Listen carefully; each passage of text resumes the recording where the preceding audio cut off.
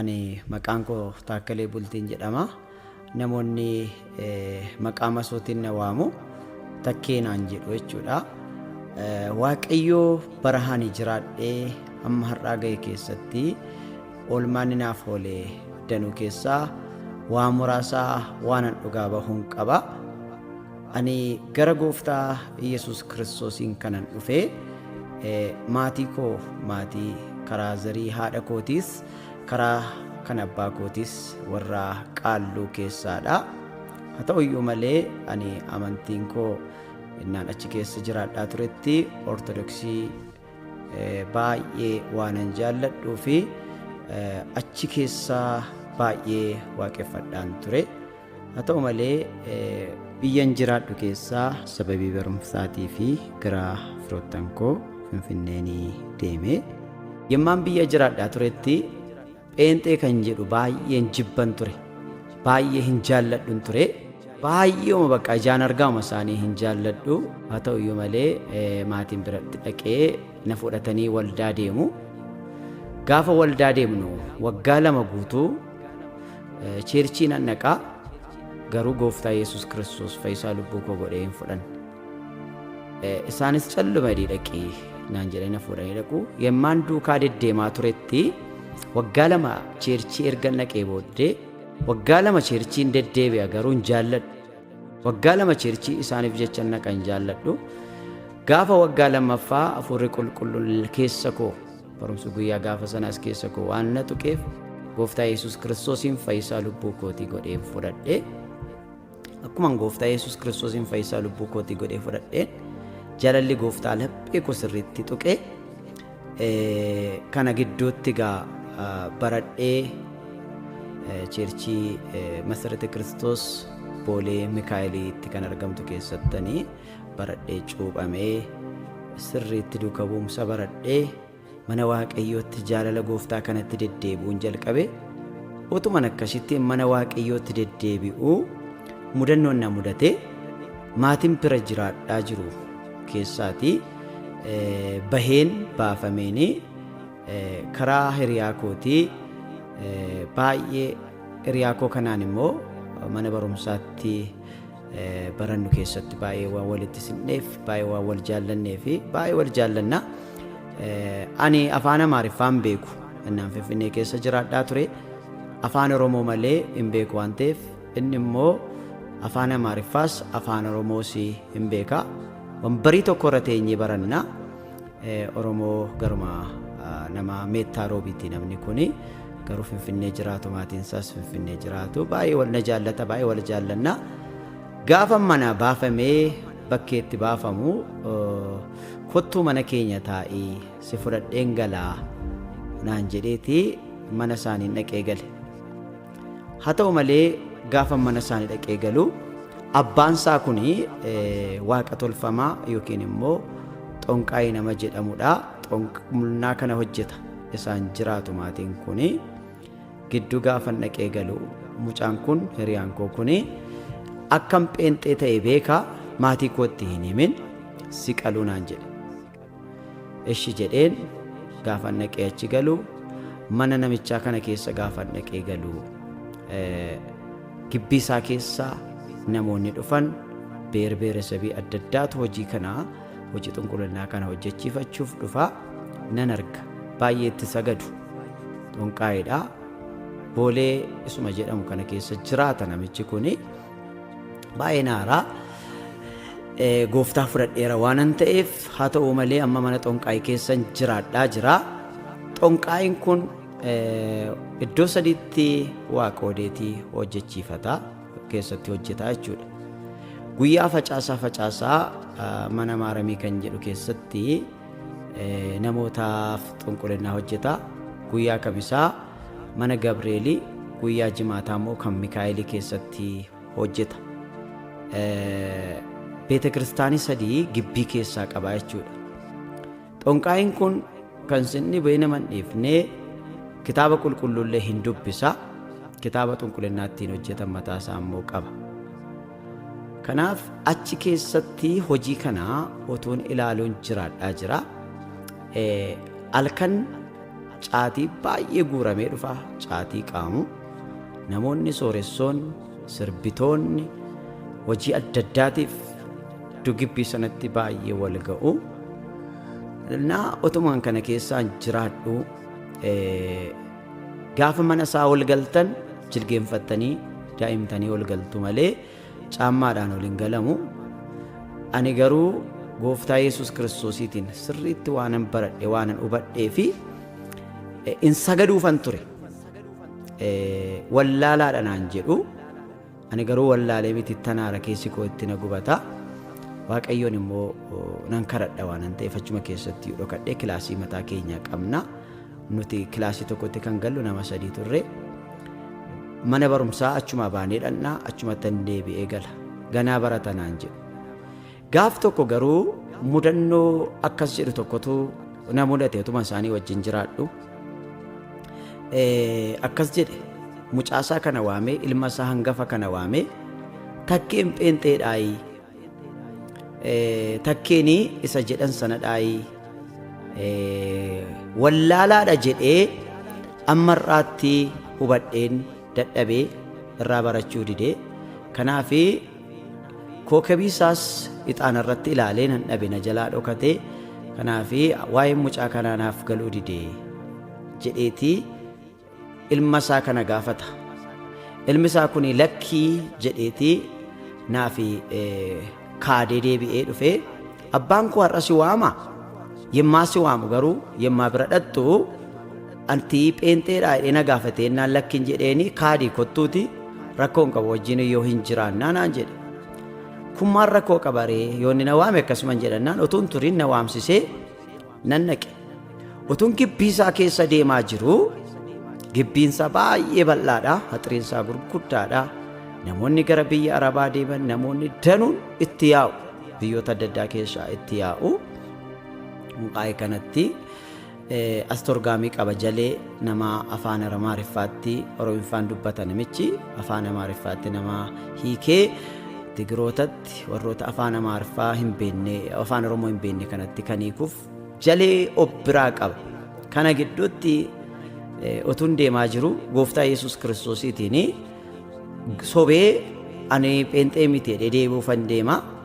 Kanarraan kan ka'e samiirraa bifa gugee kan fakkaatu wayin immoo bifa waan balali'u wayii tokko kan fakkaatutu dhugaa Waaqayyoodhaa dhufeeti gibbii keessaa bu'ee anaan na jijjiiree naa wajjiniin haasa'aa deema. Na ganuudhaaf deemtaa naan jedhe. Ati maaliif na gantaa? Nan ganin nama duratti na ganee ani abbaa koo fuula duratti nan ganaa. Nama duratti immoo dhugaa naaf ba'e ani abbaa koo fuula duratti dhugaa siif ba'a. Nan ganin dhugaa naaf ba'i malee naan jedhee lik gaafan ol galuuf jedhu wanti namni naa wajjin haasa'aa jiru kun narraa shaa jedhe. Emmaan duukaa haasa'aa deemu akkasan jedhaanan ture. Asii ba'eessan naqaree maal taa'e on gowwoomsee dhufe waan hin godhu on qabu nan ganin naan jedhee na ifatee deeme. Gaafan achi dhaqu mana isaatti gaafan ol seenu wambariirra taa'ee jira. Xaffaraa kan jedhamtu afaan biyya Wallaggaatiin isarra taa'ee jira. Ilaalaa gaa kun booleedha. Boolee Mikaa'elii kana keessatti hojii kana hojjetaa xonqaayin kuni. Namichi kun xonqaayin kuni waannaansaa magaalaa Amboo dhufaa jiraata. Guyyaa gaafa definoo deebi'ee gala. Gaaf tokko garuu waa tokkotu ta'e. Guddifachaasaa biyya Shanoo jedhamtu magaalaa Shanootti fuusifatee magaalaa Shanoo kanaa kan fuudhe guddifachaasaadha. Kan wajjin jiraatu garuu xonqaayidha. Maqaa namootaatiin fuudha. Gaafa meettaa roobii intala kana fuunee gallu makiinaa danuudhaan fuunee gallee meettaa roobii gaafa gallu mana maaramii kan jedhamu keessaa dhannee gallee rafne. Mana maaramii sana keessaa gaafa ol gallu toora sa'aatii 8 keessaa boftii ciicoo jedhama biyya keenyatti ciicootu hojjetameefii jira. Achi keessaa dheekkamee nutti yaa'e. Inni naanna jibbeeti lakkaa. Nama 3 ta'anii maaliif dheekkame jedhee xonqaayichi namoota waamanii hoolaa qalanii buna qalaa qalanii maashoo kan jedhamtudha. Ifti achi innaa sana maabiraatiin qabanii maashoo kana afuufanii namoonni toora karameettaa roobii hin beektu nama kana utuu maqaa dha'ee har'a lagatti galee namoota baay'ee gowwoomsaa jira. Kanarraanii sagadanii bofti kun ciicoo isaaniitti deebi'anii galan. Tokko gamaa gaafa iyyitu tokko asii iyyita gaafa sanaa kaasee ani nan ba'e bofoonni kun namicha kanarra bulu. Achi otumaan kanaan jirru naannaa torbee tokko waliin achi jiraanne egaa diggisii guddaa diggifame xonqaa'ii beekamaadha. Namootuma sangoota fidee qaqqala waan ta'eef toora kana keessatti garuu namichi kun dubartii jawwee soortuu qobaatti qaba. Gibbiin ijaaramee fi akkasnaan jedhee ilmi isaa kun ilmi hangafti maallaan jedhee gara sanaa ati daffaariidha waan ta'eef achi immoo hin darbineen maaltu jiraan jedheen guyyaa sa'aatii misaatti immoo saayinaa cabduu adii wayitti shiroo hojjetanii axrii jalaan achi gashuu isa booddee immoo deebi'ee immoo achi as ba'a gaaf tokko argeen gaafadheeyyoodha kanarratti kanaan natti hime an dhugaa moo sobadha jedhee gaafanii dhokadhee utuu isaan nan argin keessaa dhokadhee dhaqeenii toora sa'aatii misaa dhaqeenii ilaala jedheen da'oo keessaan axrii keessaan gaafan dhaqee ilaalu dubartii gurraattii biddiqqoo uffattu qocaa eedduun arge. Qocaa eeddii qocaa bofa jawwee kana hin argine egaa qocaa eeddi argeen dhokadheen deebi'ee dhufeen baqqeen jedheen dubartii tokkoon argee gurraattiidha achi keessa qocaa guddaa tokko immoo argee maal jette achi keessa si argiteetti yoo isheen nama argite namni hin oromoo hin du'aa si argiteetti lakki nan argineen jedheen garuu qocaa eeddi maalidha anatti miin jedheen akkasnaan jedhe bofti kaleessaa ati argitee abbaa koorraa bubbulu kuni afuuraa jawwee harkaa fuudhee abbaa kootti himaa abbaan koo immoo bofa kanarraatii fuudhee namootatti himaa naan jedhee naaf deebise jechuudha. Jawween harka ishee harkaa dhiiga dhugaa. Jawween kun immoo addunyaa sa'aatii 6 hanga sa'aatii 9tti halkan keessaas guyyaa keessaas naannee dhufee afuura qocaarra kaa'a. Qocaan kun immoo afuura kanaa qocaa kanarraatiin gara bofaa dhaqa. Bofti kun immoo abbaa kootti irra waan muuxatuuf afuurri kun abbaa koo irra taa'ee namootatti dubbata. Isa kanaaf ishee harkaa malee jawween dhiiga hin dhugu. Isadha inni ati argite naan jedhe. Kanuma gidduutti ammasii abbaan kee kitaaba qulqulluu hin dubbisaa xonqaayiidhoo maal godhaa kitaaba qulqulluu maaf dubbisaa hin jedheen akkas naan jedhe. Ammas abbaan koo naan jedhe kitaaba qulqulluu kanaan alaa waa godhu tokko iyyuu hin qabu kanaaf kitaaba qulqulluu dubbisaa naan jedhe. Xonqaayiidha ilaala kitaaba qulqulluu dubbisaa isayyuu immoo hojii xunqulinnaa hojjeta. Maal jechuudhaan jedheen ilaamee naan jedhe kitaabni keessanii naan jedhe een jedheen hin ajjeesin jedhamiti ennaan akka fakkeenyaatti naan jedhe een jedheen abbaan koo immoo ajjeesi kan jedhuuni kitaaba seexanaa ati ilaalaa turte bukkeessaa immoo aqee argeera kitaaba inni an biraa dubbisu kitaaba baay'ee walxaxaa afaan arabiffaa fakkaatu tokko baay'ee jira isa dubbisa isa kanaan galagashee akka namni wal ajjeesu godhaa hin ejjiin jedhamiti kitaabni keessan jedhe eeyyeen jedheen ejji kan jedhuuni isatti dhaqeetii sammuu namootaa irratti hojjetaa kanaanii hojjetaa kitaaba qulqulluu kanaan alaa abbaan koo waan hojjetu tokko iyyuu hin qabu naan jedhe. Kanaafi kitaabni inni kan seexanaa kuni faallaa macaafa qulqulluu kanaa waan barreeffamee jiruutii fi isaan wal hidhateetii hojii xunqulinnaa kanaa abbaan koo hojjetaa. Kanaafi kitaaba qulqulluu dubbisaa naan jedhe. Kanaaf kitaabni ani gaa sirriitti gadi fageessee man gaafadhe kitaabni kuni isaa loluu wayin immoo sagalee waaqayyoodha miti ennaan itti namanu waan ta'eef tiksiima kanatti fayyadamoo waa'usa godhu tokko iyyuu hin qabu kanaaf dubbisaa naan jedhe. Akkuma lolgalee nan dhaabbadhee inni taa'ee jira. Guyyaan isaa guyyaa gaafa facaasaadha nan yaadadhaa. Ati naan jedhe takkee naan jedhe oon jedheen ati isa jedhan sana dhaayii naan jedhe maalidhaa inni jedhanii jedheen isa jedhanii isa qamadiidhaan dhufee isa saalbaajiidhaan dhufee isa kan faranjootaa sana dhaayii naan jedhe pheenxee jechuu keessani dhaayii jedheen eeyyee pheenxee naan jedhe. Isa booddee eeyyee ani pheenxeedhaan jedheen maaliif amma difretii wayin immoo honneen koo baay'ee guutameera, jagna ta'eera, ani pheenxeedha sirriidha gaafan jedhu akkamittiin naan jedhe xonqaayin kun. Oromoon naan jedhe malkaatti, qoollootti, qaallutti, abdaaritti waaqa mataasaa qaba, lagatti waaqessa, tullutti yaa'ee waaqessa. Akkamittiin waaqa ormaa kana akkamittiin fudhattee ati sagaddaaf akkamittiin itti waaqessita? Kanaaf iyyuu waan ati qabattee jirtu kun sirrii jennaan anaaniin jedheen beekeessi lallabu dhiyoo dhagaa ilaalaa cuuphamee duuka bu'ummaa baradhee waggaaf ji'a ja'a kana keessa kan hin caalleen gooftaa duukaa reefuu jira. Garuu waggaa lama immoo lallaba dhaggeeffadhaa ture yeroo tun gooftaan fudhatin. Eeyyee anaan gooftaa Yesuus Kiristoostuu na jaallate, na filate, anaanii Yesuus Kiristoostuu warra du'an keessaa na waame gaafan ittiin jedhu akkas jedhe tun lallabee tun dhugaa ba'eef hin fixin in iyye maqaa namicha kanaa natti hin dhayin bayinarraa ansi arguun barbaadu gibbii kootti bayi qodaa daakuu jalqabe, caccabsuu jalqabe, iyyuu jalqabe. Ani utaaleen bayi seexanni isaa itti dhufe isa loluu jalqabe, namni itti yaa'e qabaan namicha dadhabe. Ani dhaqeen kilaasii koo cufadheen fiigee na ajjeesu amma na ajjeesu jedheen dhaqeen ol galee taa'e. Maaf akkas goote naan jedhe mucaansa? Maaliif na qaanessite? Maaliif afaan lama na dubbachiiste? Pheenxeedha naan jennaan lakkiin jedhee yonnaan anaanoo namicha tokkotu dhufee gibbii otuu deemu natti dhufee natti haasa'ee nan gani naan jennaan waan an godhu dhabee abbaa keettan dhaqee dhugaa ba'een jedhe. Otuun hin turin garuu baay'een dhukkubsadhe. Seexanni isaanii baay'ee attaakkina godhee na lolee sireettan gale.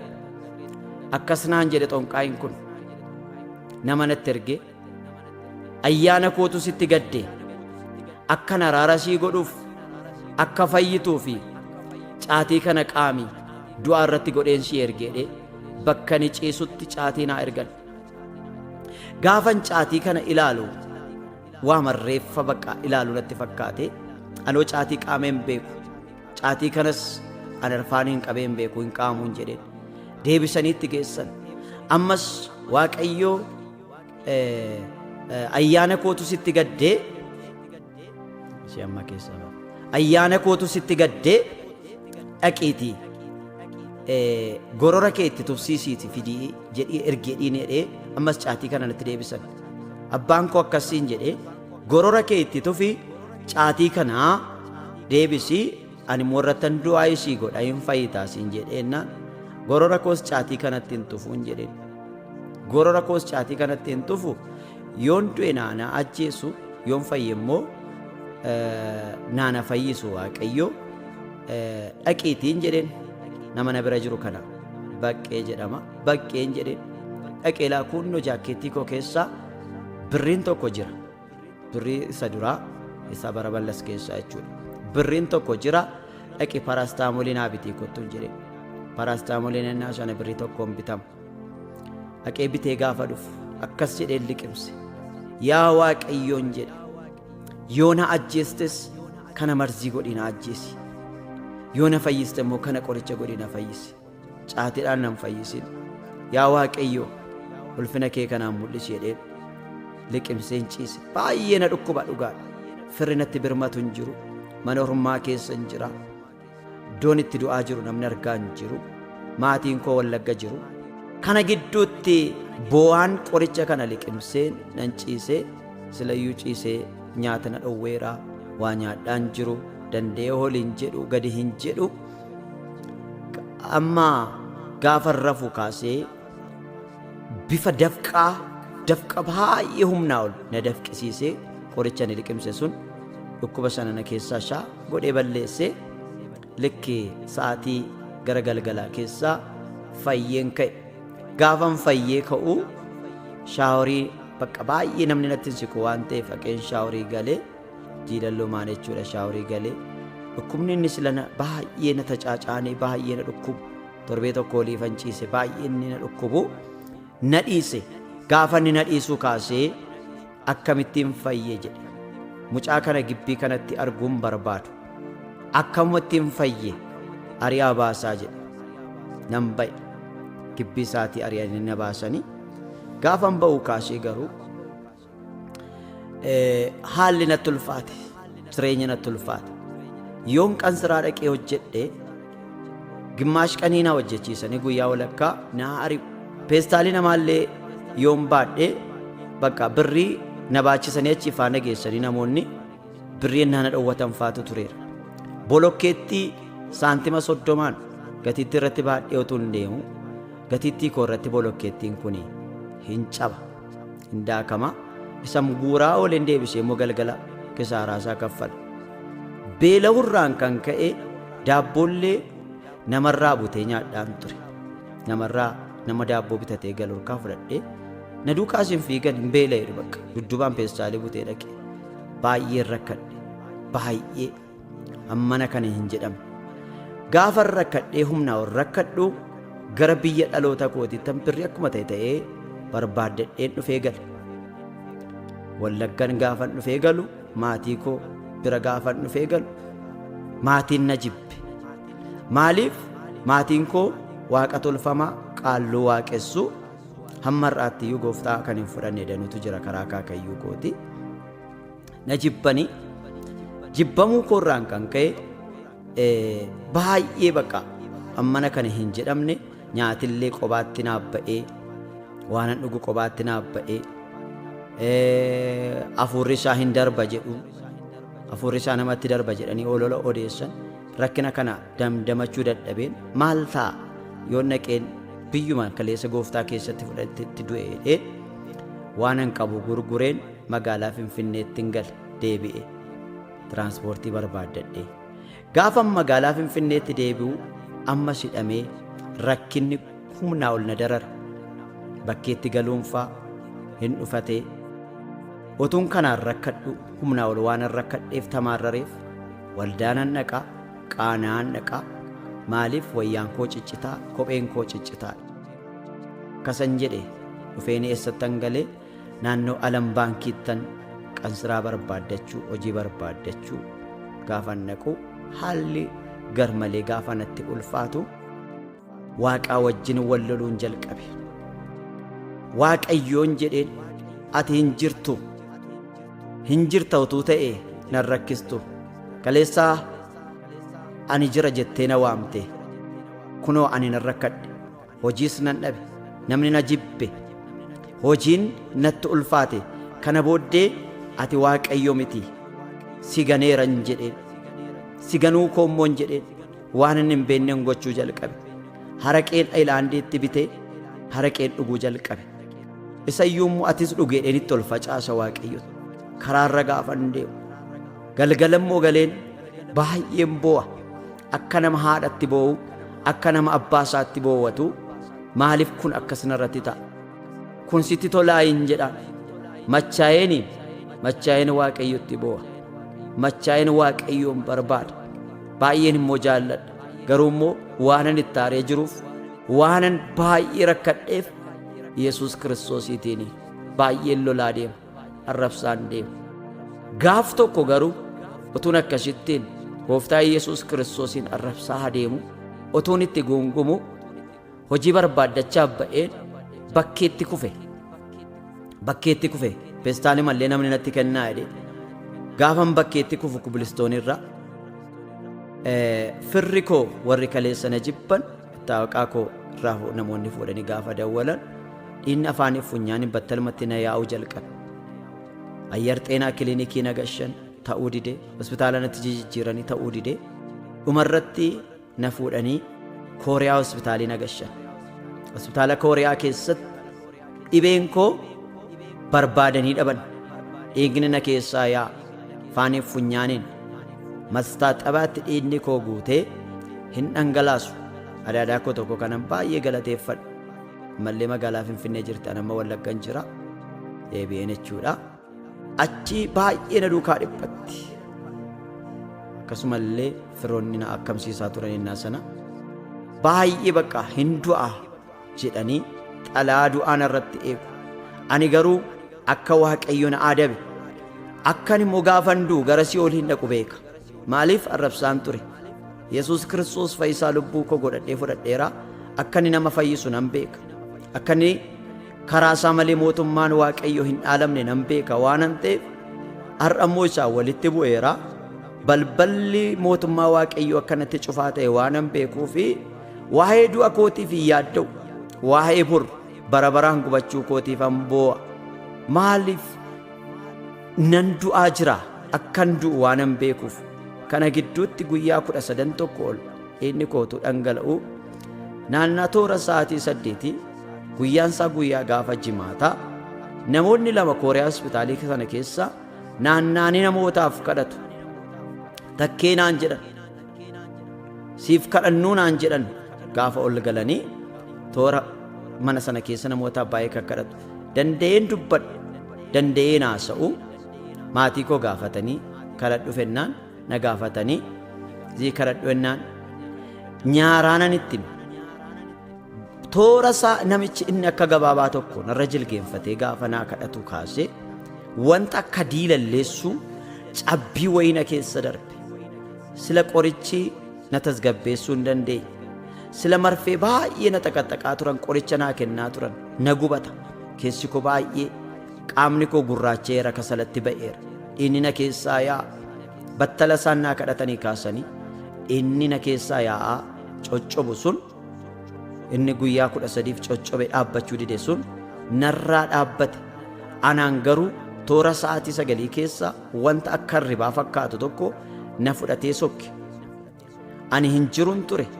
Namoonni du'aneera naan jedhu. Dookteriin sa'aatii 12 walakkaatti hin du'a jedhee murteesseera. Amma sa'aatii sanatti anaan ergamaan Waaqayyoo koochoo kan qabdu dhuftee na fudhattee samii na galte. Erga samii na galtee samiin sun baay'ee inifa. Baay'ee samii sana keessaa ilaaluun baay'ee namatti ulfaata. Dudda koo keessaan ilaalinaan jetti. Akka haadhaa ilmoon haadha irra teessee dudda haadhaa irra teessu dudda ishee sanaa ammadhee taa'een isheema keessaan qaama koo deebi'ee ilaaluu hin dandeenye. Baay'ee na fuutee toora sa'aatii 3 olii eegga samiirra baay'ee samii baay'ee ol fagaatu kana keessa eegga gallee akkasanaan jette natti galagaltee ati ganaa hojii Waaqayyoo hojjetta. Deebisii gashii miiciitii irraa dhiqii gashii naan jedhanii ajaja natti kennaniiru waan ta'eef sin deebisa naan jette. Gara kamitti? Gara biyya lafaattan si deebisa naan jette. Garuu otummaa natti sin deebisin dhaqeensi miica shaaworiin si gashaa naan jette. Ergamaan sun samiirraa fuudhee dhufee laga Abbayyaa na geessee laga Abbayyaa keessatti akka haati ilmoo ishee dhaqna dhiqxu na dhiqxee erga inni qadhee sirriitti qulqullaa'ee toora Abbayya gadi dhangala'u sanarraan na dhaabdee tabbasaa ol dheeraa sanarraan na dhaabdee gadi na ilaalchiste. Hanga ammarraatti Abbayyaa maal akka fakkaatu hin beeku. Isa ergamaan sun na geessee dhala jechuudha. Gara sanarra dhaqee hin beeku. Haa ta'u malee bishaanuma taliilachii gadi yaa'utu gajjallaa gaafa ga'u baay'ee tortoraa baay'ee boora'aa akkasnaan jette. Lammata achi gadi hin ilaalin. Carraan lammaffaa hin argattu. Amma moonatu siif ramadame. Amma miicatteetta qulqulloofteetta. Deemiiti asirraan galinaan jette. Isa booddee achirraan gaafan dhufee gara qe'ee keenyaa ga'u sa'aatiin 12 walakkaa galgala baay'ee baqa fayyina natti dhaga'ame. Kanarraan dokteerota waamanii dokteeronni sun gaafa dhufanii ana bukkee dhaabbatanii waa sitti dhaga'amu maaltu sitti dhaga'ama nan beela hin jedheen nyaadhee hin beeku. Cumaan fruit paanchii na ajajanii fruit paanchii sanas nyaadhee nyaatee hin beeku waan jedhaniif paastaa na ajajanii paastaas nyaadhee dhumarratti firfirii allicaa maal kana na ajajan. Guyyaa gaafa jimaataa Waaqayyo akkasittiin na fayyisee gaafa Dafinoosaa hospitaalaa na baase. Hammarraatti guyyaa gaafa sanaa kaasee mataan illee nan bowwaafan yoon dhaqillee natsaadha kan koo Kooriyaa hospitaalii. Galmeen koo waan jiruuf taammiraatiin ta'e guyyaa facaasaas deebi'ee gaafa naqu cheekaappii waamuna keessatti hin argamu. Gaafa achii gadi deebi'u kaasee lapheen koo inni kaleessa hamaa ture. Jireenyi koo inni kaleessa baay'ee baqa namootaaf hin taane ture. Na keessaati jijjiirame akkan Waaqayyoof hojjedhu akkan Waaqayyoon tajaajilu afurri Waaqayyoo na tuqate gaafa sana kaasee an har'aa hojjetaa mana waaqayyoodha. Raajiidhas waaqayyoo hojii gurguddaa dhalootaaf karaa koo namootni baay'een beeku toora miidiyaa kana keessa dhiyoon dhufe durumaa kaasee waaqayyoo hojii isaa isa gaafa sana naaf kakate naaf hojjetaa jira. Waaqayyoo maqaan isaa kan eebbifame haa ta'u. Har'aa achi keessa innaan jiraadhu mucaa kanan dhokseen fudhadhee waldaan dhaqan ture guyyaa sanbataan booda qasiniin jedheera xonqaayin kun gaafa inni gooftaa Yesuus Kiristoositti amanu walaalammiidha mucichi kanaan waggaa tokko oliif hin maraate. Isa booddee sangoota 7 qalanii dhiigaan irraa tufanii sammuutti deebi'ee intalli isaa tokko garuu gooftaa Yesuus Kiristoositti baddee namichi kun hojiinsaa harkatti rukutame magaalaa Finfinneetii hin ba'ee ani garuu hammarraatti waaqayyo rakkina kana keessaa gara ofii isaatiitti na deeffatee akkan hojii isaa hojjedhu na taasise. Gooftaan Yesuus Kiristoos hunduma keessan immoo eebbisu eebbifamaan siniin jedhaa. Isinis namootatti dhuga ba'umsa kana sheer godhaa. Toora yuutuubii koo Jireenya Dhugaa TV sabiskiraayib illee gochuudhaan laayikii sheeris naaf gochuudhaanii na tumsaa namoota danuu biraa akkan ga'ee hojii waaqayyoo kana hojjedhu warra dukkana keessa jiran warra rakkina keessa jiranitti illee sagalee kanaan bira ga'uu akkan danda'uuf adaraa isinis isa kana naaf ba'aa. Gooftaan koo isin haa eebbisu. Walii wajjin hin taanee hojii waaqayyoo hojjennaa.